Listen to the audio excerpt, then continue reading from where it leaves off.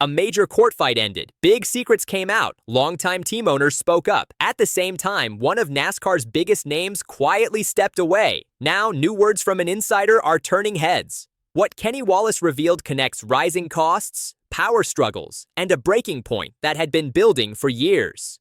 Kenny Wallace, a former NASCAR driver, spoke about Stewart's departure on The Kenny Wallace Show. Kenny Wallace said the reason Stewart left was tied to how NASCAR was run. Kenny Wallace said, "Every single NASCAR car owner does not like where NASCAR is headed. And we knew this is why Tony Stewart left the sport. We all know that. But there's been a lot of teams that have gotten out of the sport because they can't afford it." Kenny Wallace said many teams left because they could not pay rising costs.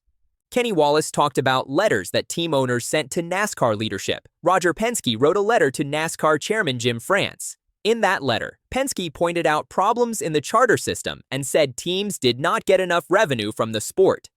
Kenny Wallace said Penske suggested a change to evergreen charters.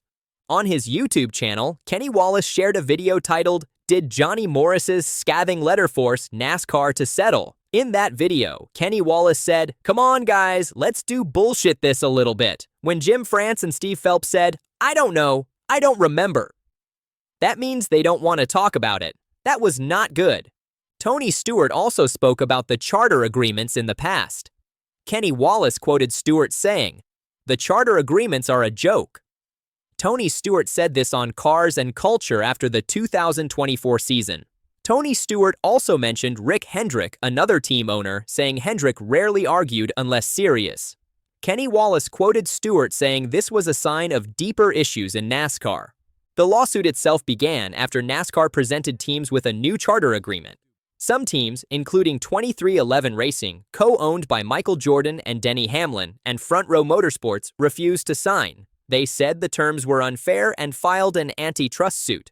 The case lasted more than a year before the settlement was announced in December 2025. In the settlement, NASCAR agreed to make the 36 charters permanent. Previously, charters could be revoked or changed. Permanent charters were one of the main demands of the teams in the lawsuit. NASCAR, 23XI Racing, and Front Row Motorsports released a joint statement saying the agreement provided long-term stability and growth for teams and the sport. The economic debate was part of the trial.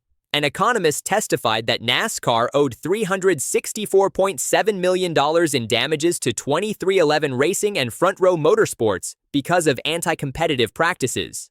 The economist said NASCAR's revenue-sharing model gave teams about 25% of media rights revenue, compared with higher shares in other sports. NASCAR disputed this claim and planned to present its own experts. Bubba Wallace, a driver for 23XI Racing, posted on social media after the settlement, writing, "Monumental day." The reinstatement of charters for his team was confirmed in the settlement. After the settlement, Kenny Wallace also said, "The lawsuit is over. What does NASCAR need to do to make you happy? I think all they need to do is show humility and move forward." In the months before the settlement, Kenny Wallace said team owners and sponsors were unhappy with NASCAR's direction. Kenny Wallace said Stewart's exit, rising costs, and team closures were signs of these larger issues. Roger Penske's letter and the legal fight over the charter system were central to this debate. These developments show why Tony Stewart left NASCAR team ownership after the charter settlement and reveal how the legal case changed the sport's foundation. If you want more fact-based updates on NASCAR legal battles, team ownership changes, and charter decisions, subscribe to the channel and turn on notifications for future reports.